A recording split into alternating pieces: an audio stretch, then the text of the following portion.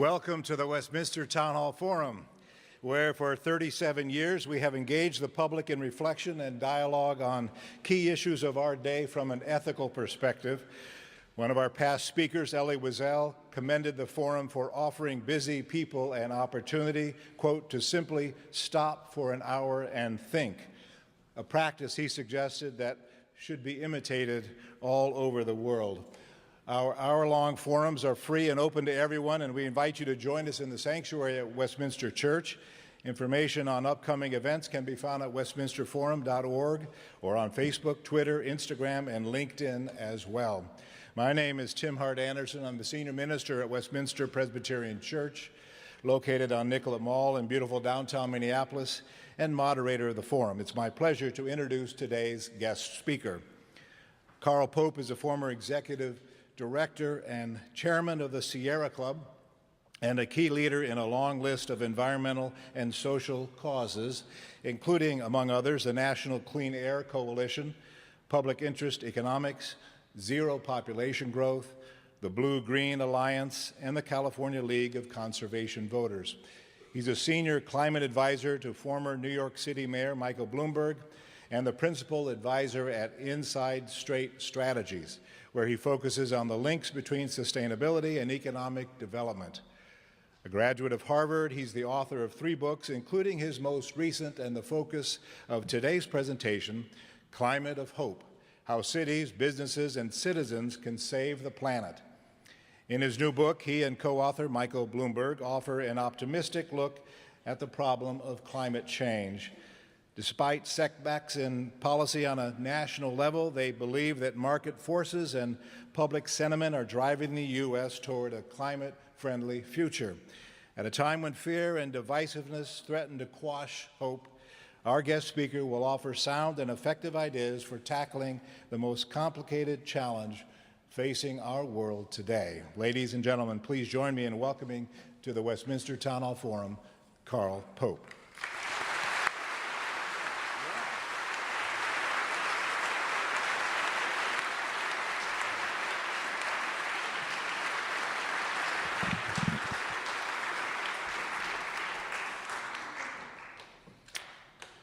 Thank you very much, Tim, and thank you all for being here today.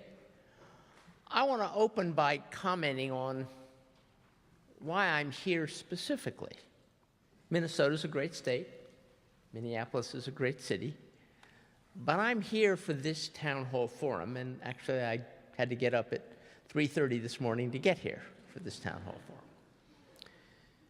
And the reason is quite simple. I think that forums like this, which used to exist in more American cities than they do today, are a crucial ingredient in helping us start to confront a challenge that I'm going to argue is actually even more complicated than climate change. We need to rebuild the American narrative. We need to rebuild the American community. I had a very unexpected reaction to the tragedies in Texas and Florida and the Caribbean. As I was watching those scenes of people helping people who were geographically their neighbors, but people they didn't know at all, at, in many cases, some substantial risk to themselves. And I thought to myself, right now, for these few days, all America's watching the same news.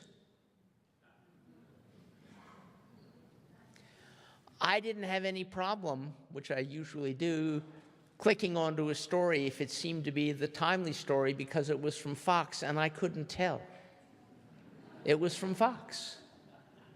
And I suspect that a regular Fox viewer could have turned on to an MSNBC story and they wouldn't have been able to tell the difference because the story was telling itself. The media was merely covering it. They weren't creating it. And as I watched, I had this impression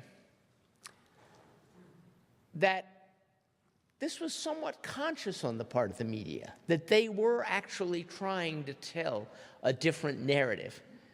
And then in last week's New Yorker, I don't know how many of you see it, but if you don't, I'd actually urge you to go online and look at the cover of last week's New Yorker, because it actually, for me, symbolized what the tragedies of those hurricanes showed us about our common humanity, which is there's a picture of a van that's stranded in the waters, and then there's some people in a boat rescuing the people in the van.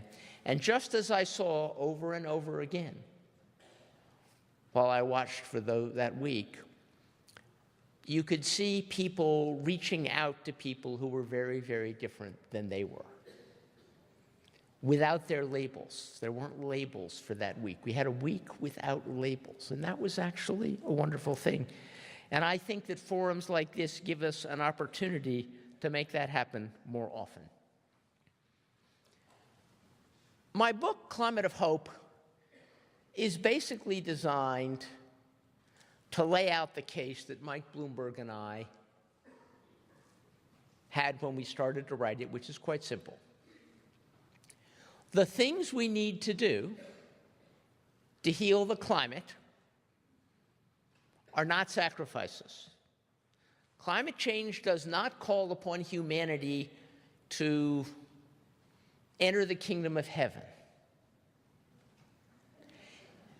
It does not call upon us to make an existential leap of compassion.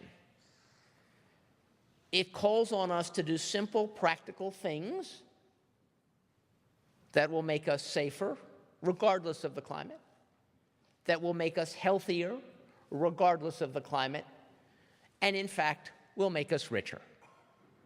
And not in 40 or 50 years, practically tomorrow. That's not the story most of us have been told. And 15 years ago, that wasn't how scientists and economists understood the story. So our problem is not that we made this notion of sacrifice up. It was presented to us with the best knowledge we had in 2000, when Al Gore ran for president. But the world has changed, and it's changed in a way that makes the challenge of climate an opportunity, not a sacrifice. Let me try to deal first with the question of climate denial, because it always comes up, and I think it's possible at this point to deal with it very briefly. Most of the people who say they do not believe that climate change is happening, is man-made, and is a threat do not believe that. But some of them do. Some of them do. And all you need to know in responding to those is there are some things that nobody disagrees about. Nobody disagrees that the oceans are rising. Nobody disagrees that annual temperatures are getting higher. Nobody disagrees that human industrial activity is making very large changes in the chemical composition of the atmosphere. The ratio of the gases in the atmosphere is quite different now than it was 40 years ago. 40 years ago, there were essentially no HFCs in the atmosphere. Now there are a lot. And finally, what we have done to the atmosphere is already changing the acidity of the ocean and is having observable effects on marine life. That's all agreed to. What might be in dispute for some people is how much of the changes the weather is going through are due to the man-made part of that equation and how much are due to natural variation. And the honest answer to that is scientists aren't certain. They're only certain that some of it, for example, that acidification of the ocean, can be directly attributed to what people are doing. And then you get the question, what do you do about it? To which the one thing I would urge you to remember is the downside. If somebody came and offered you have a cold. Somebody came and they offered you a pill. And they said, we don't really know what this pill does. There's a lot of uncertainty. But we think there's a reasonable prospect that it will cure your cold. and a reasonable prospect that it will give you a heart attack. That's really what the conversation's about. The upside of not doing something about what we're doing to the climate is like curing a cold. It might be warmer. The weather in Minnesota might actually be better. On the other hand, this could become Saudi Arabia in terms of its climate and its drought. So you weigh those two things. Now then, the question is, what should we do about it? And to understand that, I want to make a point. I don't really think, Mike Bloomberg and I don't think climate can really be thought of as a single problem. That would be as if the Mayo Clinic tried to cure you by saying, well, there's this problem called fever.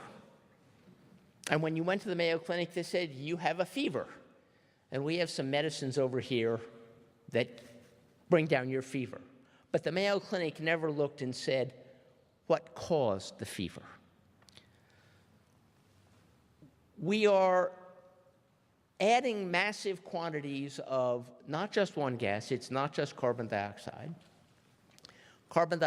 nitrous oxide, methane, hydrofluorocarbons, black carbon particulates.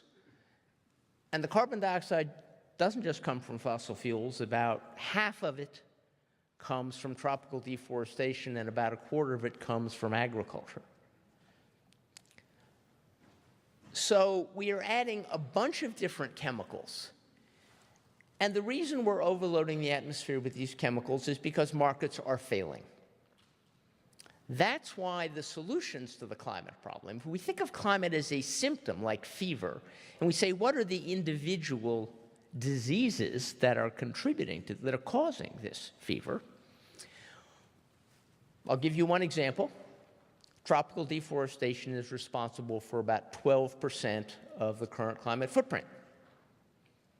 Almost all of that tropical deforestation is actually illegal. The global trade in tropical timber is basically a criminal racket. Most of the logs that get onto the high seas were cut illegally, often at gunpoint, and almost always by bribing local officials. The world knows what to do about criminal enterprises. We know how to stamp out the trade in illegal goods. And in the case of tropical trees, it is hard, it's true, to find things like gold and diamonds and drugs when they're smuggled. A big mahogany log? Not so hard to find. So if we would seriously say, just as we banned piracy and just as we banned the slave trade, we're going to ban the trade in illegal wood, a huge portion of the world's climate problem would go away. Second example, we have a lot of methane leaking into the atmosphere in the United States from the production of oil and gas. There's also a lot of methane leaking into the atmosphere from the production of oil and gas in Africa. We don't let people burn garbage in the open air. If you go out in your backyard in Minnesota and you try to light your garbage, you will be in trouble. Why do we let the oil and gas industry burn instead of recapturing methane, which after all is natural gas? It is a valuable product. And why do we allow massive leaks in natural gas pipelines going from that oil well to your house? Leaks which are severe enough that in some cases they cause explosions and destroy neighborhoods. We do that because the oil and gas industry uses their political power to prevent being regulated, power which you as a homeowner didn't have when you went to defend your right to burn open garbage in your backyard. And the oil and gas industry says to us, but wait, we don't need to be regulated. After all, methane is our product. We're not letting our product just like leak out. But they are, and the reason is, although you may or may not know this, the leaked methane that doesn't get to your house, you are billed for. Your gas bill And the way it's calculated actually takes into account that leaked methane. It's all put into the rate base and it's all charged to customers. So the gas industry actually has no incentive at all to capture that methane. And if we gave them that incentive by saying, no, homeowners are not going to pay for gas they don't get, you would be amazed at how quickly the natural gas industry would figure out how to fix those leaks. It's not that technically complicated. A third example of a market failure. Landlords and tenants have leases, and those leases often specify that the landlord has to take care of the windows and the tenant has to pay the utility bill.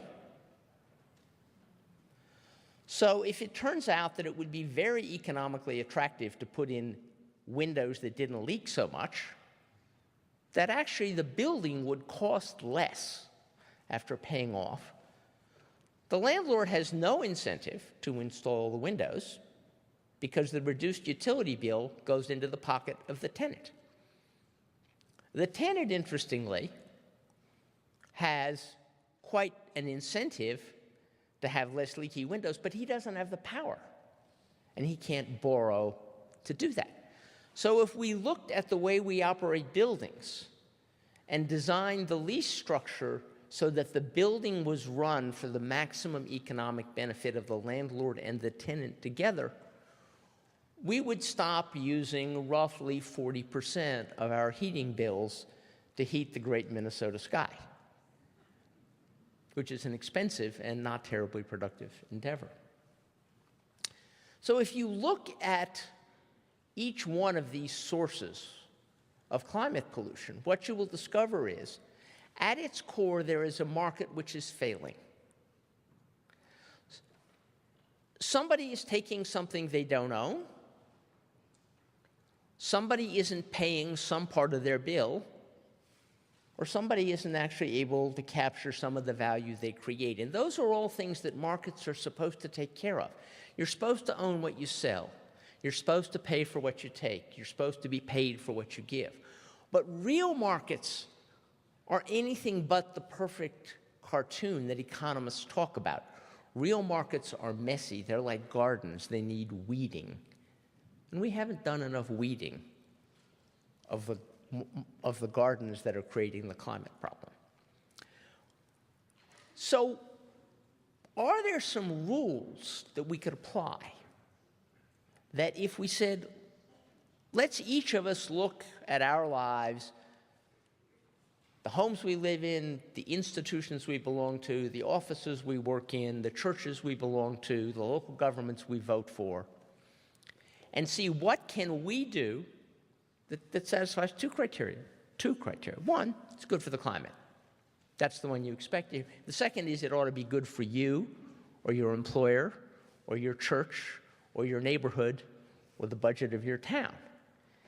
And if you look around, I think Mike and I found 5 basic principles that we thought if we applied them consistently, and that's hard work. Being consistent is hard work, and that's one of the major reasons we're in the mess we're in. It's because people are not actually terribly good at consistent hard work. First, don't subsidize bad stuff.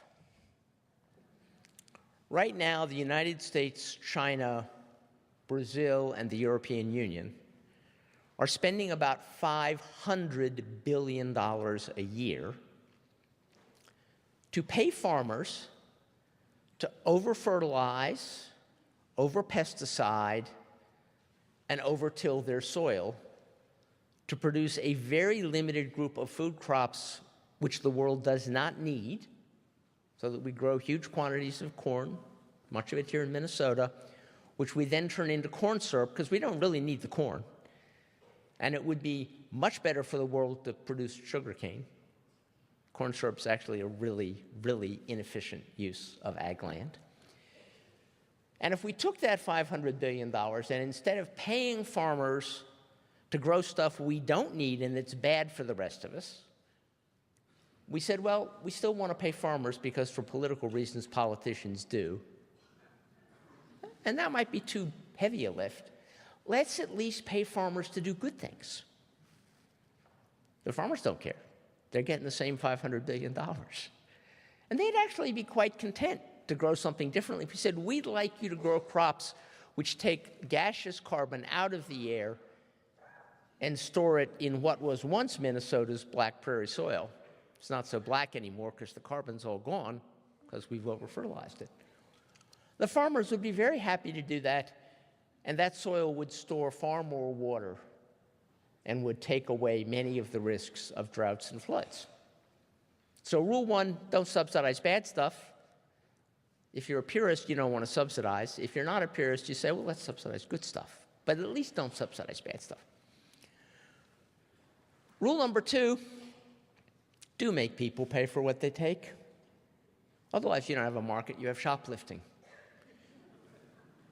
And when a company wants to go out and dump something into the atmosphere, make them pay for the privilege. Don't give it to them for free.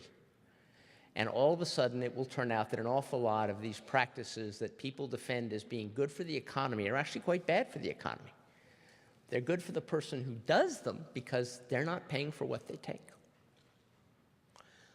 Third, we need to recognize that we all do live on this planet together, and we are dependent on some big natural ecosystems that need to be taken care of and invested in. So sometime in the next several months, when we finally get the full picture of what happened in the Caribbean with this spate of hurricanes, if you looked at an aerial photograph of those islands, you would find a dramatic difference between places where there are still mangroves on the shoreline and places where there are not. Where there are mangroves, you're going to have damaged but intact communities behind them. Where the mangroves were cut down, there's going to be virtually nothing. The problem with mangroves is, they're unbelievably wonderful creatures. For $10, you can restore an acre of mangroves. That acre of mangrove will store 2,500 tons of carbon a year, and it will protect 3 miles back of it in the case of a hurricane. But mangroves have one problem. Anybody who lives behind a mangrove gets free protection. So nobody has an incentive to pay for it. So we need to invest in public goods. The public goods in Minnesota are probably wetlands. The public goods in the Caribbean are mangroves. The public goods in New York City were the sand dunes on the barrier islands. Almost all communities have natural communities that protected them and around which these communities were originally built, and we have stopped investing in those as a nation, and we need to start reinvesting. So with those thoughts about things we could do, I want to close by telling you one more piece of good news. In 2015, President Obama went to Paris, and he made a pledge. He pledged that by 2025, the United States would have reduced its greenhouse gas emissions by 26 to 28% below 2005 levels. Frankly, it was not a terribly ambitious pledge. We could have, we should have, and in my view, we likely will do more. But it was a substantial pledge by comparison with anything the United States had promised before. The President of the United States has gone to great lengths to proclaim to the world that the United States will not keep its word. That we're not going to do that.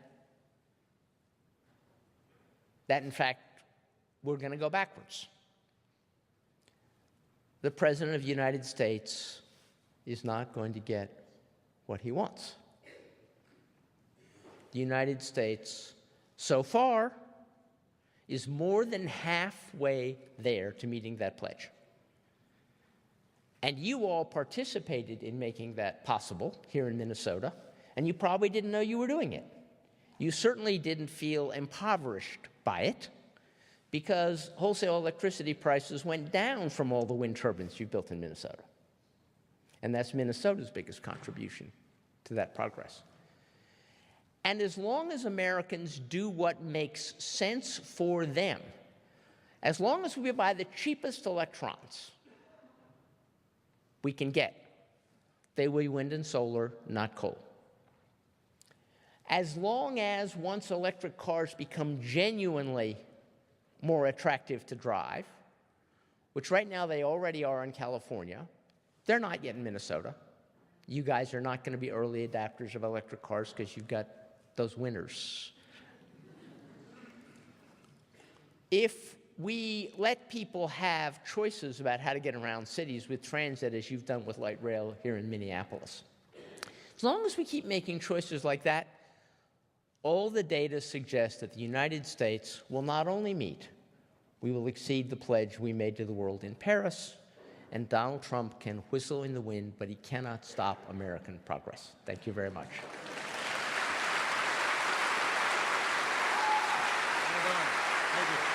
You can sit down for a minute, have some water.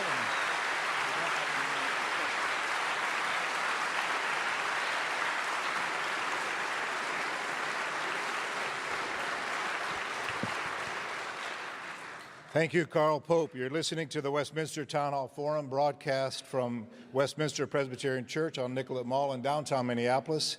My name is Tim Hart Anderson. I'm the senior minister here at Westminster Presbyterian and moderator of the forum.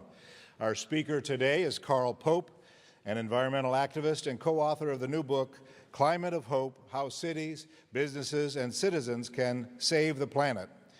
While the ushers collect questions from the in-house audience, I'd like to thank our broadcast partner, the statewide network of Minnesota Public Radio News, heard in the Twin Cities at 91.1 FM, and the media sponsor of today's forum, the online news source, MinnPost. We invite the radio audience to join us at Westminster Church for our next forum on Tuesday, October 24th at noon, when Ari Melber, Chief Legal Correspondent for MSNBC, will explore politics, governing, and the law. Our events are free and open to all, and further information can be found at westminsterforum.org. And now, Mr. Pope, if you will return to the pulpit, I will present the questions from the audience.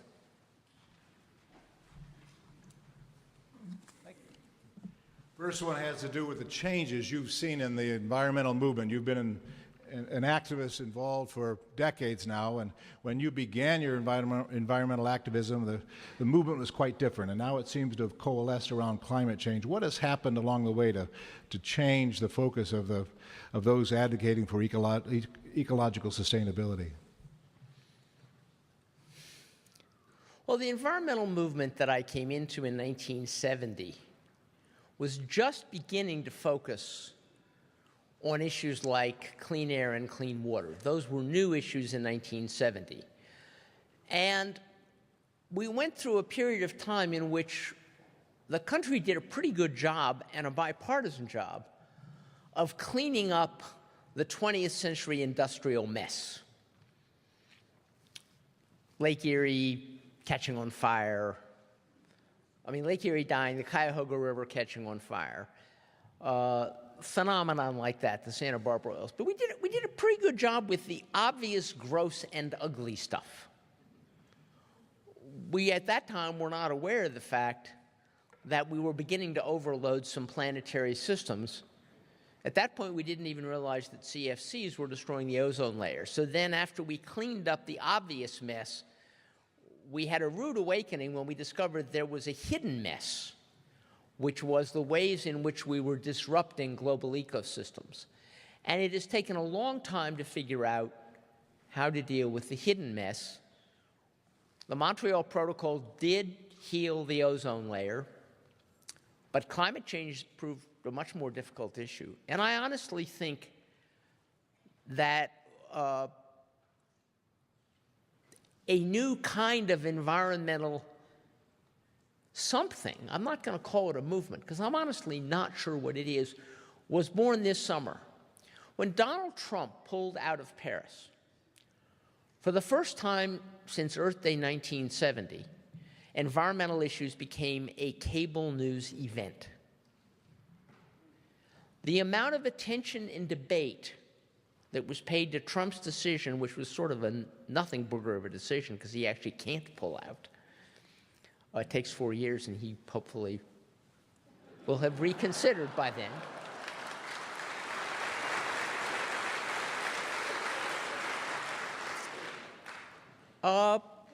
Was absolutely unprecedented. And I now think we're at a moment when these issues have become something that aren't the property of a movement anymore.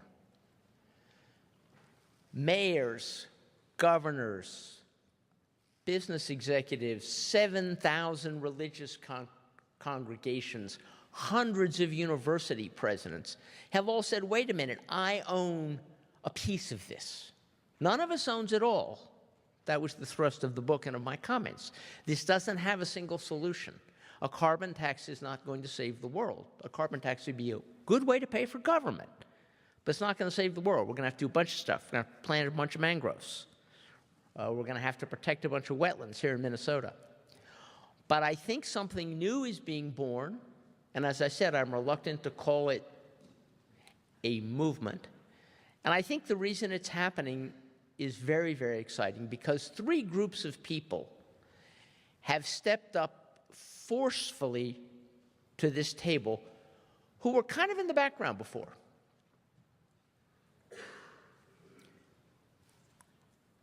African Americans, Hispanics, actually 4 groups, immigrants more broadly, and young people. The voices that are now shaping where we're going, the institutions aren't yet led by those people for the most part, but the voices that are actually being listened to are new voices, and I think that's incredibly exciting. Were you receiving here lots of questions about mining in northern Minnesota? You may have heard we're engaged in a conversation about a heavy metals mine that's proposed for areas adjacent to the boundary waters. Proponents of the mine always talk about jobs. Proponents of cleaner environment always talking about the environment. How do we stop this false choice between jobs and the environment? Well, one of the real challenges is that when somebody has been used to getting something for free, it is hard to make them start paying for it. That is why newspapers are having such a hard time getting us all to pay for the articles that we're used to getting for free on the internet. Mining companies have been getting for free the right to dump their wastes all kinds of places. And if you look at the economics, I have not looked at the economics of these particular sulfide mines. I have looked at the economics of the world's biggest gold mine, which happens to be in Papua New Guinea. And if you look at the number of tons of toxic waste that it takes to extract an ounce of gold from that mine, and you calculate whether it is possible to store that many tons of waste for the value of the gold, and the answer is no, it is not. Mining gold at that mine is a losing economic activity. It costs more to do it. Once you take all the costs in, then you can make. Which means gold actually is underpriced because we're actually subsidizing the mining of gold by allowing miners to dump things. I am reasonably certain that when we look at sulfide mines in the northern part of Minnesota, it will turn out that that is an economic loser. It cannot meet the market test. It will only survive if it is subsidized, and if the miners are willing to say, from day one, you can shut us down the moment we dump into the environment, their bankers will run for the hills. Let the bankers pull the plug, and let's find activities that are economic winners for people in those communities.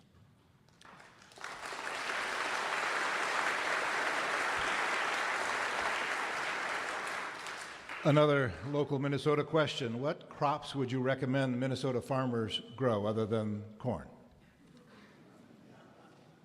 Well, you grow a fair amount of sugar beets, I believe. And I'm not a farmer, so I'm not going to tell you what crops to grow. What I'm going to suggest is that we ought to take the money that we're currently giving farmers to grow corn and say, we're going to give you this money to restore your soil. You get the same number of dollars per acre, but you're going to use it to restore your soil. The price of corn may go down. The farmer may make less on the corn. I'm not against corn. I'm against subsidizing the pesticides and the herbicides and the fertilizer that are used to produce the corn instead of saying, let's take care of the soil. A question even more local to many of us. Any movement to curb the use of lawn fertilizers? Is it a huge problem? Well, I don't know about whether it's a huge problem in Minneapolis.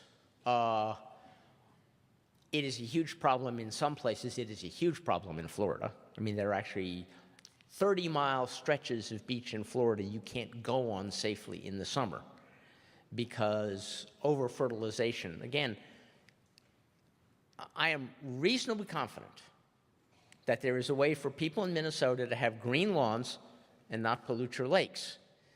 The only problem is the companies that make the lawn fertilizer would have to make different kinds of fertilizer, and they would have to sell it in certain seasons. You just have to change the way you do it. A lot of this is good stewardship.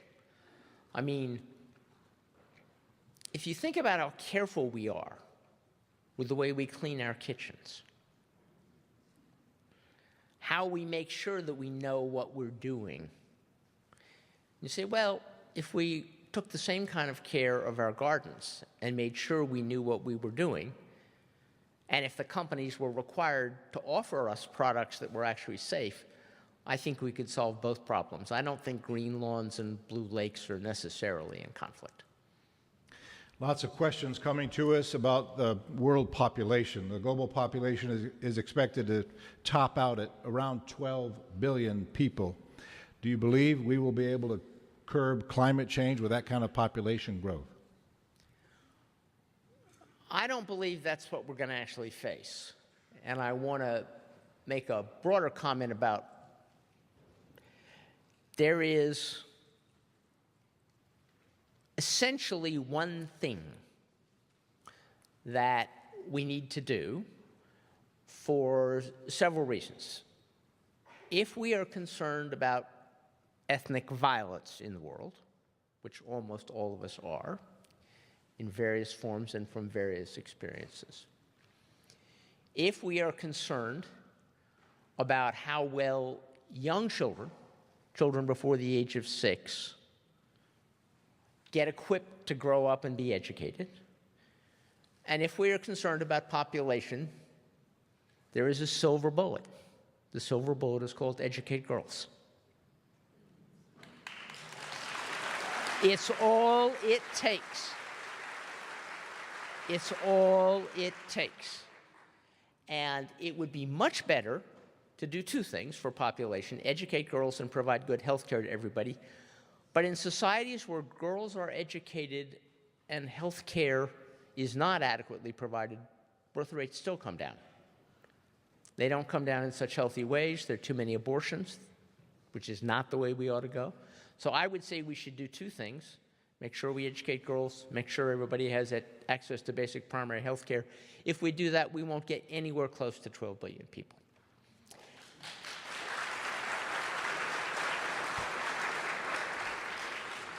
And look, there are parts of the world where, I mean, if you really say, where is this population growth happening? It's not happening in the United States particularly. It's not happening in India. It's not happening in China. It's not happening in Brazil. It's happening in places like Somalia and Yemen. It's happening in utterly failed states where women have absolutely no access to the public space or to education, and where health care is not available. That's why the birth rates are so high. So we should fix the problem, and we should fix it. We should fix it with something other than drones. Several questions coming in from students in the audience who are practically minded. What are a few ways we can personally do something to shift climate change? What can I do tomorrow or today to improve my community's environment? Well, one of the things that we all do is we all buy stuff. Walk into the trendiest store you shop in, find the product that you're pretty suspicious might not be very good for the environment, go up to the manager and ask him to tell you where it came from, how it was made, is it sustainable, and tell him you're going to tell your friends not to shop there until he cleans up his act. You will get his attention or her attention. Okay.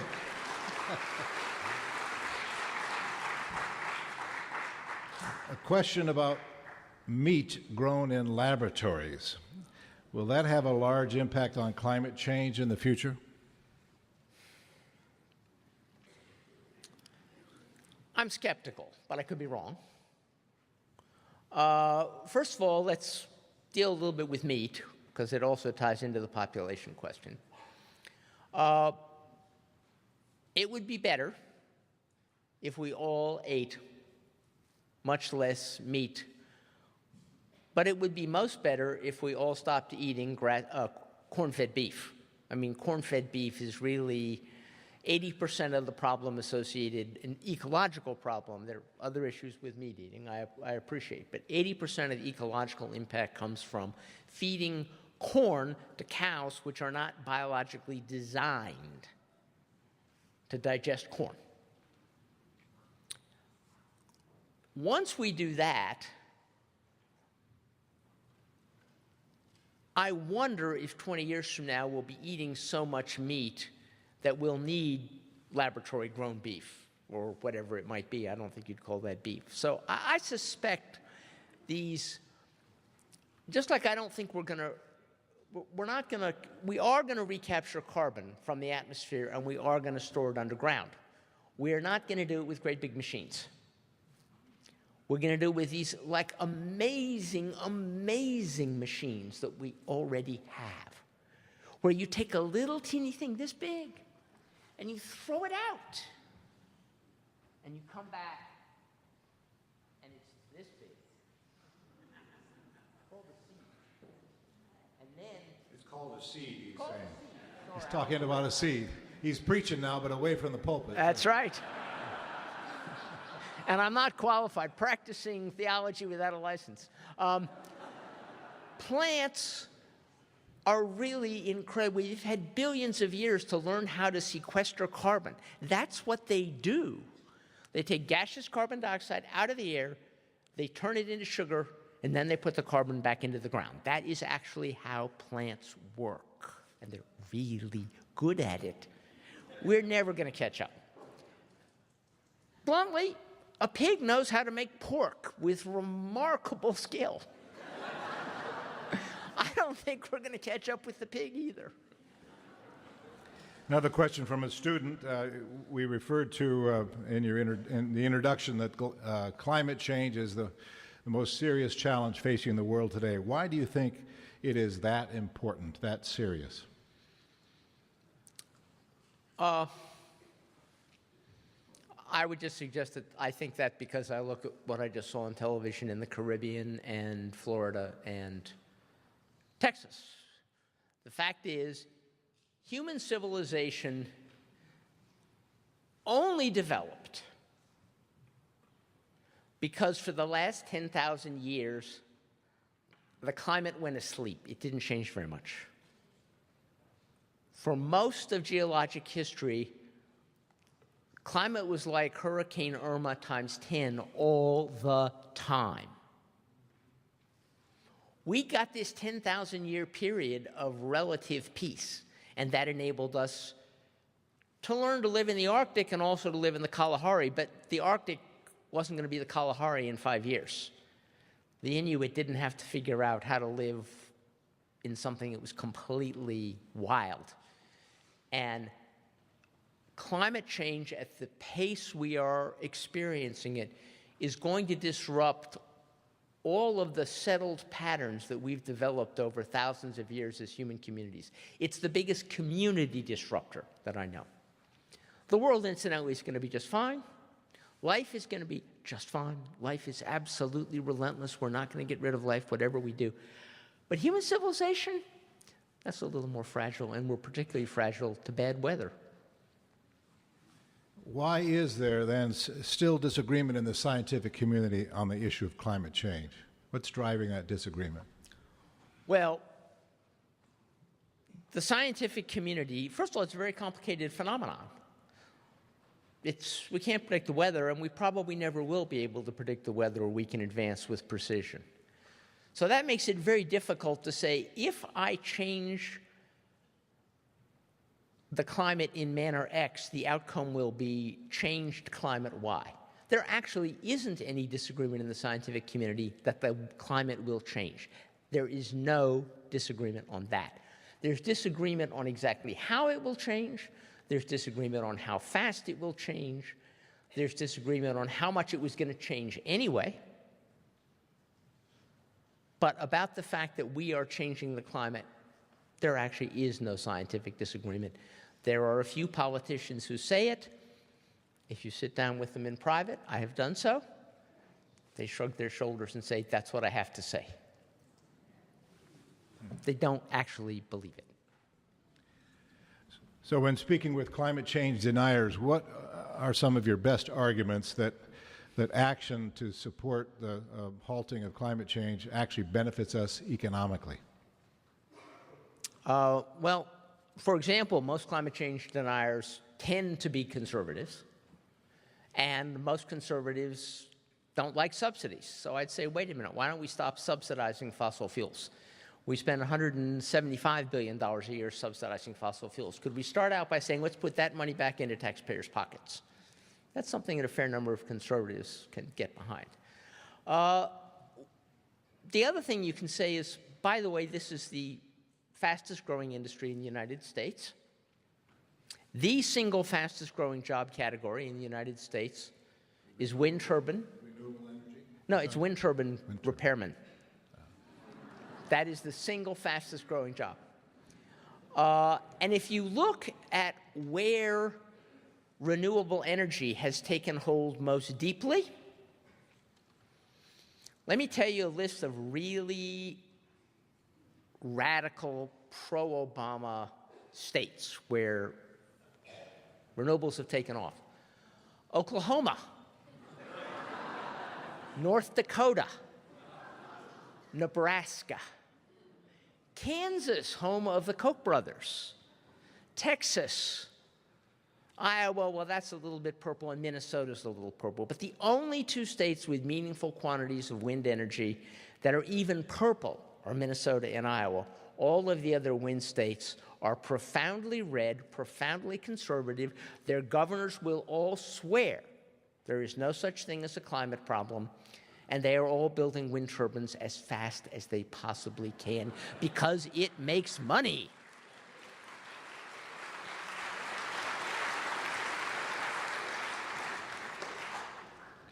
So how much progress do you think you and others who support the environmental movement the way you do, or how much progress are you making in reaching across the aisle to those who disagree?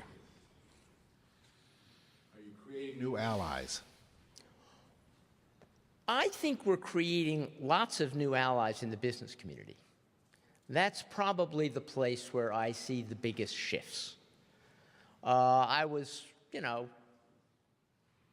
the most surprising, there are about 125, depending on how you define major, about 125 major American corporations that have committed to get 100% of their energy from renewable electricity. Some of them are ones you might expect because they're either very techy or very California, like Apple and Microsoft. The one you might not expect is Anheuser-Busch. Budweiser will be entirely renewably powered. And I asked somebody from Anheuser-Busch, okay, I'm glad you did it. Why? Do you really think people drinking beer are thinking about the electricity the beer was made with? And he said, no, but the people we employ and the people we try to hire do. We did that for our employees because our employees want to know that they're with a responsible employer. So that's where I think we're really making, I think the last group of people to get common sense on this will be federal politicians. They will be last. When this issue becomes genuinely bipartisan in Congress, it's all over. We have time for just one more question, Mr. Pope. We'd like to know if you're hopeful about America's future, about the world's future, facing this, what seems to be to many an intractable problem. Well, I'm by temperament an optimist. The alternative just seems terribly depressing, to be honest. I'm particularly hopeful about climate. I spent my whole life as an environmentalist thinking I was working on one of the world's more intractable problems. I now think I've stumbled into one of the world's easiest solutions. My whole life, I would go to decision makers, people I was talking to, City Hall, state legislatures, governors, Congress, that's what I did. And I'd say, look, I want you to do something. It's going to be expensive for the next 10 years. After that, you're going to be happy you did it. But for the next 10 years, yeah, it's going to cost some money. That was a hard sell. People don't like to wait 10 years, especially politicians, for the payoff. Now I can go into people and say, by the way, you have about 6 months to sign that contract or somebody's going to take the business away from you. I find that a much easier sell. Thank you, Carl Pope.